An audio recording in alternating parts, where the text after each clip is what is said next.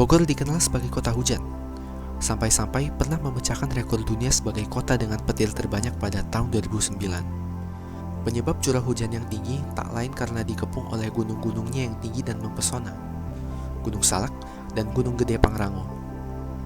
Selain dari keindahan alamnya, sejarah juga membentuk identitas Bogor.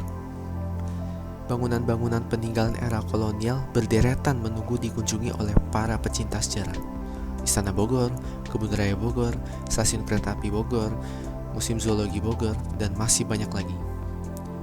Terdapat juga Institut Pertanian Bogor, yang tanpa diragukan telah menjadi bagian penting dari Bogor. IPB ini juga tidak kalah dengan perguruan tinggi negeri lainnya. Sebagai bumbu tambahan, ada pula tempat-tempat wisata yang lebih modern, seperti Taman Safari, Cimory Riverside, Jungle and Adventure Theme Park, Taman Mekarsari, Kampung Budaya Sindang Barang, dan puluhan tempat lain. Semua keindahan tersebut tidak terlepas dari keburukan. Sektor pariwisata cukup berkontribusi terhadap tingginya polusi udara di Bogor. Hal ini menyebabkan masalah kesehatan dan cuaca yang ekstrim, seperti hujan yang berlebihan dan kekeringan yang bertubi-tubi. Penataan ruang kota yang masih berantakan dan pengelolaan lalu lintas yang lemah juga meningkatkan polusi di Bogor.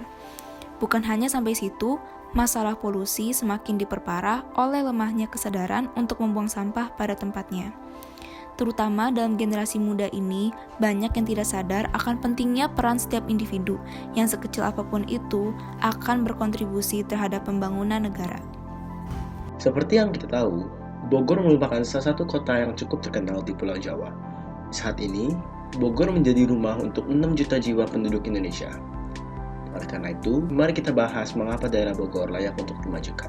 Pertama, semua kota Indonesia layak dimajukan karena itulah salah satu tugas, kewajiban, serta tanggung jawab pemerintah Indonesia. Selanjutnya, untuk meningkatkan kualitas hidup manusia, terutama generasi-generasi muda, karena mereka lah pemimpin masa depan kota Bogor dan Indonesia. Ketiga, meningkatkan ketertarikan dalam pariwisata. Keempat, membantu ekonomi rakyat setempat.